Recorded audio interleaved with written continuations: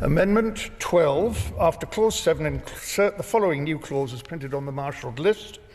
Baroness Thornton. Thank you. My Lords, I rise to move Amendment 12 in my name and, of course, enthusiastically support the noble Lady Baroness Benjamin's in her Amendment 34.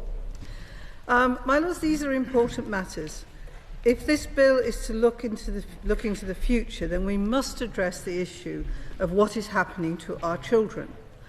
My honourable friend, the Shadow Secretary of State, Thangam Debonair, outlined in her speech on the second reading in the Commons when she said, "The bill is welcome, but it misses the opportunity to consider how we can secure the future of UK public service media for school-aged children." And she echoed the Children's Media Foundation's concern that legislators are failing to recognise the realities of young people's viewing and how this will impact on public service loyalty in the future. My Lords, I think we owe thanks to the Children's Media Foundations because they have done a huge amount of work on understanding the patterns of media consumption by children and how those patterns might impact on their chances of viewing public service media. My Lords, if we all agree that public service content is important for adults, I think we can probably agree that it is equally, if not more important, for our children. Certainly, the high-quality public service content that our public service broadcasters can provide for children has powerful potential and has for the last 75 years been the envy of the world. It can promote well-being, it can give children an understanding of where they live, teach them British values of tolerance, provide entertaining forms of education and supplement their learning at school, and show a diverse range of role models. Ultimately, public service media can encourage children to value culture, crave knowledge, and value characteristics for citizens that they have to become in due course. However, due to several connecting factors, this sort of content is under threat. As technology has rapidly evolved, the children's content landscape has fundamentally changed forever. Children as young as toddlers have access to new devices and platforms. They can navigate apps on tablets, choose content that they would like to watch. That gives them access not only to video-on-demand services such as Netflix and Disney+, but to platforms such as YouTube and TikTok. The popularity of these forms of content are such that Ofcom estimates that less than half of the 3 to 17-year-olds now watch live television. Similarly, potentially 9 million school-aged viewers, but top-rated programmes on CBBC in any one week will have as few as 50,000 viewers, and similar numbers will request that programme on iPlayer. That number is a fraction of what we would hope to be, given the importance of children's public service content. As well as declining viewership, there's arguably been a decline in the amount of children's content produced that could genuinely be considered to be public service. It is not that the industry is unaware of the problems surrounding children's public service content. Certainly in 2022, when the government brought the Young Audience Content Fund to an end, more than 750 creative and executives from UK's children's content industry signed an open letter and campaigned to extend the fund for another 3 years. The likes of Channel 5 and Paramount are also working hard to keep their milkshake offering. They are increasing their spend on children's programming year on year just to keep provision at the same level. But where there is a met need for commercial demands, valuable children's content will inevitably continue to suffer. There is almost nothing in the bill to show that this combination of concerning trends, declining viewership alongside declining content quality, has been identified. There are no meaningful measures to stop the problem escalating. Children's content is included in the new simplified remit in the very first clause, but it does little to increase accountability or individual channels' contribution to creating children's public service content, or to recognise the changing trends in how children consume their media. It is for all of those reasons that the Children's Media Foundation argued that we must urgently accept that children's public service media are under threat and rethink how we best protect them as part of the passage of this bill. As a result, we propose that the government conduct a review to better understand how we can secure children's content long into the future. Such a review would be an opportunity to ask bigger questions than the bill currently allows. For example, do we need to go where children are and broaden our concept of public service media for children, encouraging and promoting such content on the likes of Netflix, YouTube and TikTok? Do we need to learn the lessons from the ambition of the Online Safety Act of 2023 and consider how algorithms serve content to young people, perhaps adjusting them to ensure they promote diversity of thought rather than simply more of the same? Should we target the PSBs to hit a number of hours consumed rather than a number of hours produced when it comes to public service media for children? We do not claim to have the answers to these sort of questions, but I do believe that they need to be explored. The UK must address the reality of the matter and accept that a new approach will be needed if we are to ensure that the valuable content reaches the eyes and ears of young people across the country. And I hope that this is something the Minister can acknowledge, and I look forward to hearing his response. I beg to move. The question is that the amendment be made. My Lords, I have put my name to fully support Amendment 12 in the name of Baroness Thornton. But I rise to speak to my amendment, Amendment 34, which within 12 months of the passing of this Act would require the Secretary of State to prepare and publish a report on how to ensure children have access to culturally relevant and age-appropriate original UK content, and importantly, how such content might be funded. My Lords, the Children's Media Foundation has summed up the two problems in UK's children content as being about finding and funding, and we need to solve both. This amendment is very important as it is imperative that the media bill looks to the future and reflects what young people are doing now in their viewing and not what they used to do.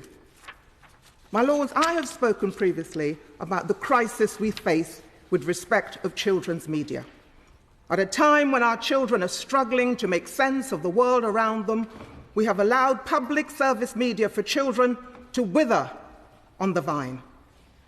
A lack of investment and a failure of regulation has led to the current situation where children and young people are no longer accessing this sort of age-appropriate and culturally relevant media content that can help them to navigate the challenges to grow up. My Lords, as adults, we quite rightly expect to have access to media content that speaks uniquely to us. Dramas, factual programming and entertainment that embodies the culture, values and concerns of our society. Why is it then that we seem prepared to deny our children the same opportunities? How can our children develop and grow to become citizens of this country if we continue to allow a media environment that fails to support or promote similar public media for children?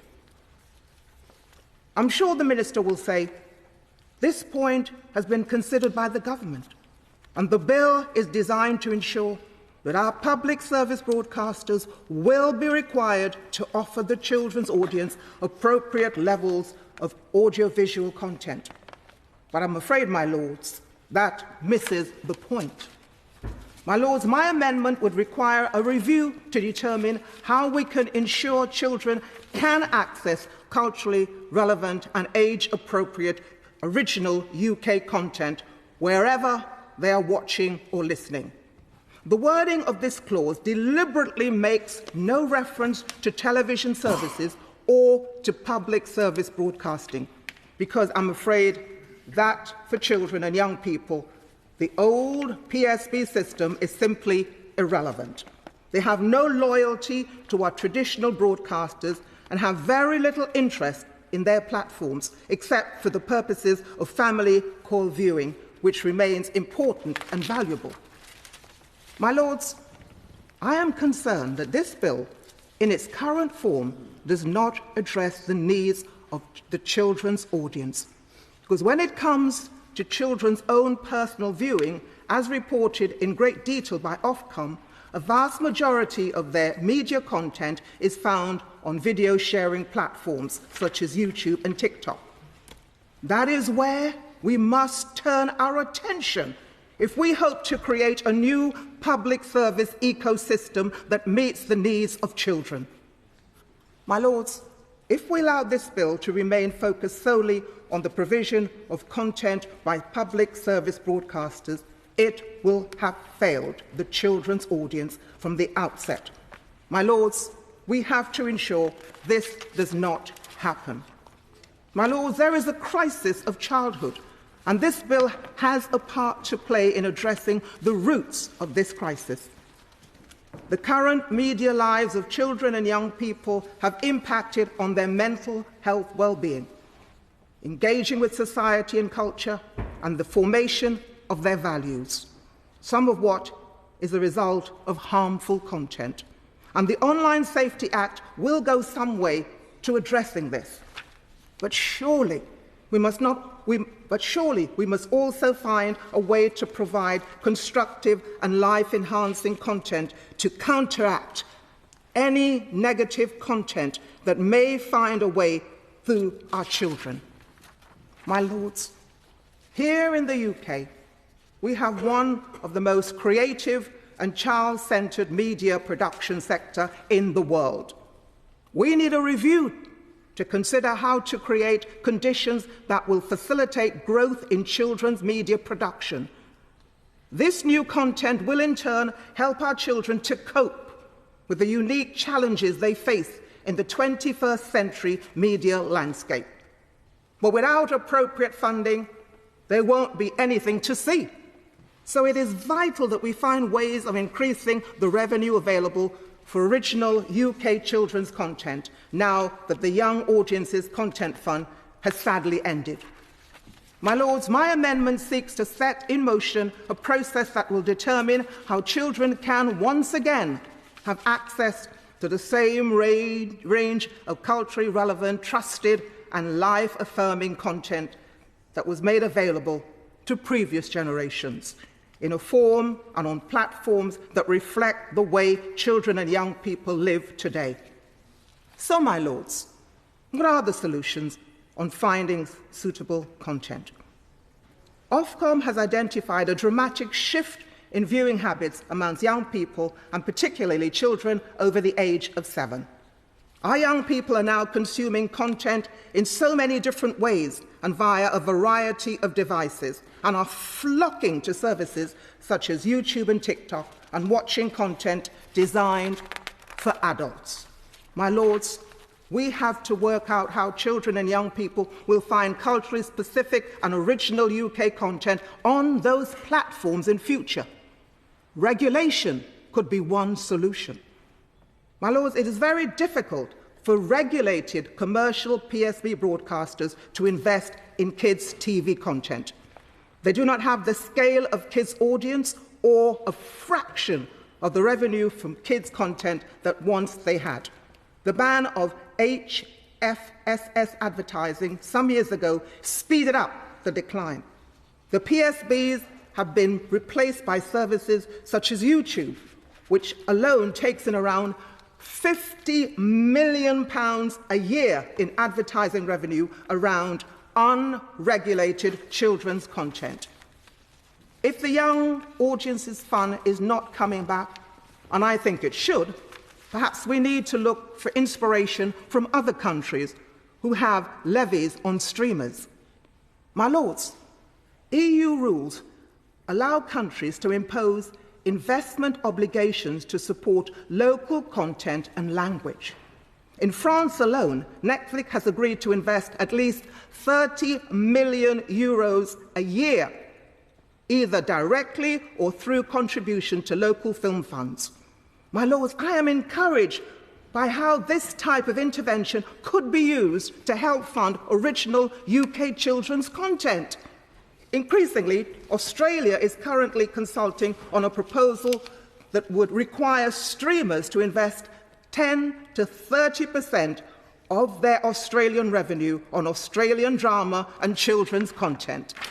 My Lords, I also understand for the first time, it has been suggested that such an obligation could be imposed on video sharing platforms such as YouTube. This idea has been floated by the Flemish government in Belgium, which will shortly be taking over the presidency of the Council of the EU, and which may therefore influence future EU policies. Hooray! My Lords, it's this type of thinking that we're going to need if our children are going to see the best UK-originated, culturally specific children's content, as we all did when we were growing up. So, my Lords, can I ask the Minister if the government will consider these common-sense interventions at the same time as my amendment, and that of Baroness Thornton's? My Lords, the crisis is upon us, and we need to act fast before we reach a point of no return. And I look forward to the Minister's response.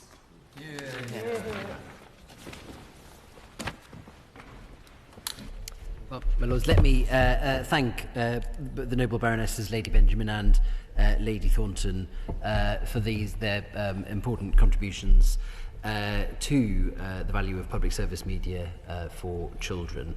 The noble Baroness Lady Benjamin has also, of course, personally made huge contributions in this industry, not just through her time as a presenter, and I count myself one of her proud play school babies, but also through her valuable championing of legislation in this space. And this is a good opportunity for me to congratulate her on the wonderful news that of the BAFTA Fellowship, the Academy's highest honour, which will be bestowed on her this weekend. It's in recognition, as BAFTA have said, not just for her work on screen, but her work in your Lordship's house and outside it on the legislation that touches these important areas.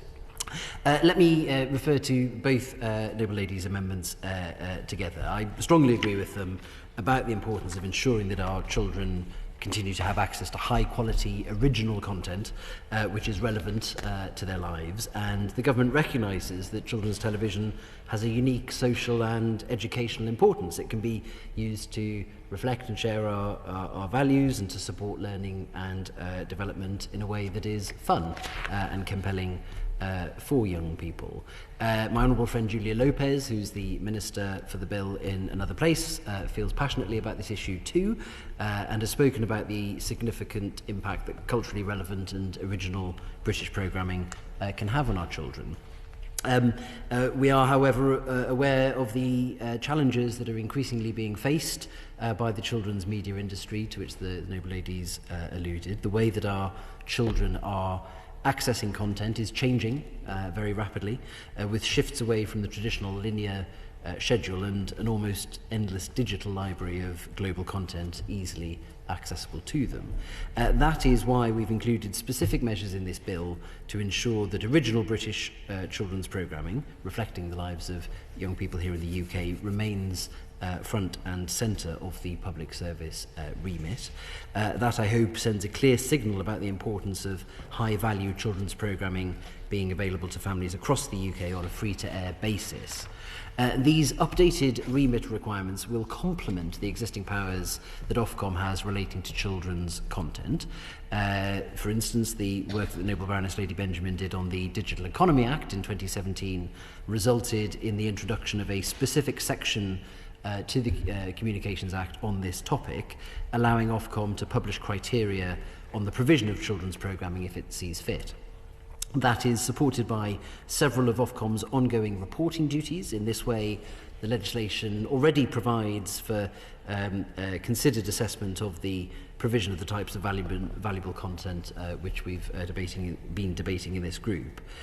As the independent regulator, Ofcom is well placed to consider the broader market and how children are accessing content in an increasingly digital world. It, of course, has the powers given to it through the Online Safety Act, on which we debated some similar topics, and already has a wealth of experience in this area. Ofcom's current duties and reporting will continue to give us an invaluable insight into the challenges faced by the children's television industry, and that will be key in helping both the government and the industry to consider this in the round and in more detail, whether further work is needed in this important area. But we will, of course, do that. In addition to this, as the noble ladies mentioned, organisations like the Children's Media Foundation have been doing some fantastic work recently to convene industry partners to look to the future and consider these important questions in more detail. Amendments 12 and 34 would require reviews into children's access to culturally relevant and age-appropriate original content and children's access to public service broadcast content, respectively. Given the specific reference to children's content which we already have in the bill, and given the extensive powers that Ofcom have to report and act in this space, as I've mentioned, as well as the updates we've made to allow flexibility to the ways in which the public service broadcasters can fulfil their remits, I'm not persuaded that we need the amendments that the noble ladies have put forward, but certainly join them in recognising the importance of high quality children's programming, and I'm glad for their continued vigilance in this area. I'm very happy to keep talking to them about it as we continue our scrutiny of the bill, but I hope I've been able to reassure them that we have tried to cover this already in the bill as it stands. I thank the noble lady Baroness Benjamin for her wonderful peroration and exactly the right things that were said. I confess myself to be, I thank the noble lord for his answer, but I confess myself to be disappointed, because I think that if this bill is about future-proofing, then it really does need to address what our children will be doing in the next few years in terms of what they're watching, what they're consuming and what they're hearing. And I don't see anything in this bill which is going to mandate Ofcom to do that kind of exercise of reviewing that, and we certainly are not giving them any guidance as to what, because this is about the quality of what our children are seeing and viewing. There is nothing in this bill which does that. I don't think so. I haven't seen that, and that's what this amendment is about. So I am disappointed, and I hope we can continue to talk. And perhaps the conversation needs to be with Ofcom about what they think their remit is with regard to children. Perhaps that's the next conversation that we need to have. So on that basis, I beg leave to withdraw. Is it your Lordship's pleasure that this amendment be withdrawn? Amendment by leave withdrawn.